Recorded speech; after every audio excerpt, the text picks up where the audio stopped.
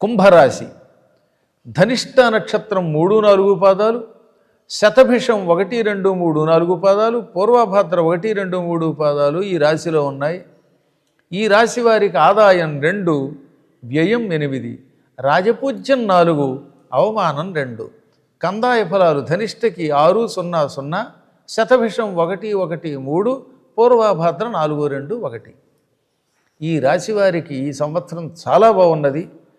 శుభఫలాలు ఎలా ఉన్నాయో ఈ సంవత్సర ఫలాలు తెలుసుకుందాం. గురువు గారు జూన్ వరకు తామ్రమూర్తిగా ఉంటాడు కాబట్టి జూన్ వరకు సామాన్య ఫలం.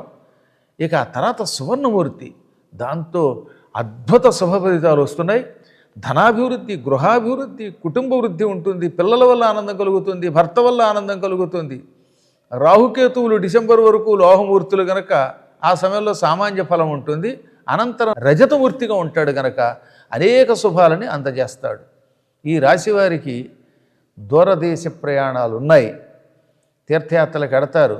వ్యవసాయం చేసేవారికి చాలా అనుకూలం, అన్ని పంటలు బాగా చేతికి వస్తాయి, డబ్బు వస్తుంది, వాతావరణం అనుకూలంగా ఉంటుంది. క్రమశిక్షణతో కష్టపడి పనిచేసి పైకి వస్తారు, బాగా దిగుబడి వస్తుంది, ఆదాయం ఉంటుంది. వైద్య రంగంలో ఉన్నవాళ్ళు, మిగతా రంగాల్లో ఉన్నవాళ్ళు అందరికీ కూడా ఆదాయం బాగున్నది.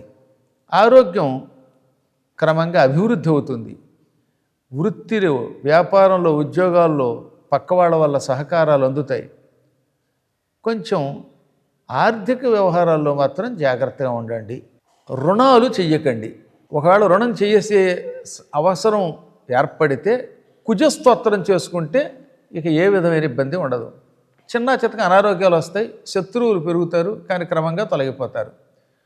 కోళ్ళ వ్యాపారాలు చేసేవాళ్ళు, చేపలతో వ్యాపారాలు చేసేవారు, ఇంకా రకరకాల వృత్తులు చేసేవారు, ఈ రాళ్ల వ్యాపారాలు చేసేవారు, సిమెంట్ వ్యాపారం చేసేవారికి అందరికీ కూడా ఈ సంవత్సరం ఆదాయం బాగుంది. విద్యారంగంలో ఒడిదుడుకులు ఉంటాయి. ఇనుము, ఉక్కు మొదలైనటువంటి వాటికి అమ్మడానికి, కొనడానికి అనుకూలమైన కాలం. చేతి వృత్తులు చేసుకునే వారికి ఆదాయం బాగుంటుంది. డబ్బు విషయంలో ఖర్చు కూడా ఎక్కువగా ఉంటుంది కనుక వీలున్నంత వరకు వ్యూహలక్ష్మి మంత్రం చేసుకోండి. వాక్కుని జాగ్రత్తగా వాడండి. ఇతరుల వ్యవహారాల్లో అస్సలు జోక్యం చేసుకోకండి, అది అంత మంచిది కాదు ఈ రాశివారికి ఈ సంవత్సరం. కంపెనీలు పెట్టుకున్నవారు, ఉద్యోగాలు చేసేవారు, ప్రభుత్వ ఉద్యోగాలు చేసేవారు అందరికీ కూడా చాలా బాగుంటుంది. ఈ రాశివారు అప్పుడప్పుడు పొరపాట్లు ఎక్కువ చేస్తూ ఉంటారు. అందులోంచి బయటపడడానికి ఎప్పుడు వీలుంటే అప్పుడు సరస్వతీ కవచ పారాయణ చేసుకోండి. ఇతరులతో స్నేహ సంబంధాలు వద్దు మనకి, ఇది కొంచెం జాగ్రత్తగా ఉండాలి. ఈ సంవత్సరం విదేశ యోగం ఉన్నది ఈ రాశివారికి. ఆ యోగం కోసం శనివారం నారాయణ కవచ పారాయణ చేసుకోండి. సుబ్రహ్మణ్య స్వామిని మంగళవారం నాడు, షష్ఠి నాడు, చతుర్థి నాడు ఆరాధన చేస్తే ఇంకా ఏవైనా ఇబ్బందులుంటే అవన్నీ తొలగిపోతాయి. ఈ రాశివారి అదృష్ట సంఖ్య 8, 2, 3, 7 తేదీలు బుధ, శుక్ర, శనివారాలు బాగా కలిసి వస్తాయి. మాస ఫలాలు తెలుసుకుందాం. 2026 మార్చి జ్ఞాపక శక్తి పెరుగుతుంది, అన్ని రంగాలలో ఉన్న వారికి అభివృద్ధి ఉంది, సామర్థ్యం పెరుగుతుంది, అందరినీ ఆకట్టుకుంటారు, మంచి మార్గంలో నడుస్తారు. 2026 ఏప్రిల్లో పెట్టుబడులు బాగా కలిసి వస్తాయి. సాధ్యమైనంత వరకు ఎవరితో తగాదా పడకండి. గృహ సౌఖ్యం ఉంది, దైవ బలం ఉన్నది. మేలో వ్యవహార జయం ఉంది, కోర్టు విషయాల్లో అనుకూలత ఉంది, అన్ని పనుల్లో విజయం లభిస్తుంది, సమర్థవంతమైన కార్యక్రమాలు చేసి పేరు తెచ్చుకుంటారు. జూన్లో విద్యార్థులకి బాగుంటుంది, పరీక్షల్లో వాటిలో మంచి ఫలాలు పొందుతారు. సానుకూల వాతావరణం ఏర్పడుతుంది.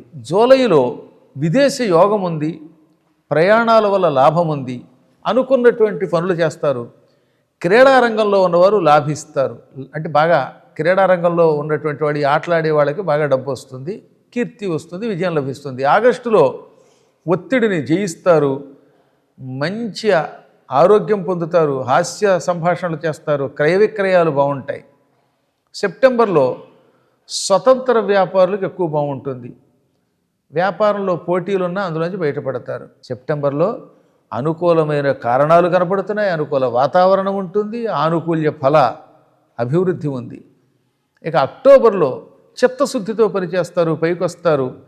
కోపాల వల్ల కొన్ని ఇబ్బందులు ఉన్నాయి కనుక సాధ్యమైనంత వరకు కోపం పొందకుండా ఉండడానికి ప్రయత్నించండి. నవంబర్లో కొన్ని ఇబ్బందులు ఉన్నాయి, చేసే పనులలో ఆటంకాలు ఏర్పడుతున్నాయి, ముఖ్యంగా భార్యాభర్తల మధ్యలో సమస్యలు ఉన్నాయి, అవి జాగ్రత్తగా చూసుకోండి. శివుణ్ణి భక్తితో అభిషేకించటం వల్ల, పూజించటం వల్ల ఈ కష్టాల నుంచి బయటపడతారు. డిసెంబర్లో వృత్తులలో, వ్యాపారాలలో అభివృద్ధి ఉంది. ఉద్యోగస్తులకి చాలా లాభాలు ఉన్నాయి.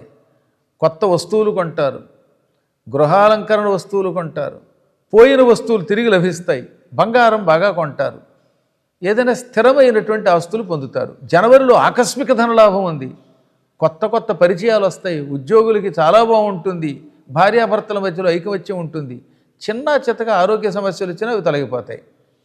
ఫిబ్రవరిలో బాగా భోగం భాగ్యం పెరుగుతాయి, శరీరం బాగుంటుంది, క్రీడల్లో ఉన్న వాళ్ళకి బాగుంటుంది, అన్ని రకాలకి బాగుంటుంది, అనుకూలమైనటువంటి కాలం ఎక్కువగా ఉంది.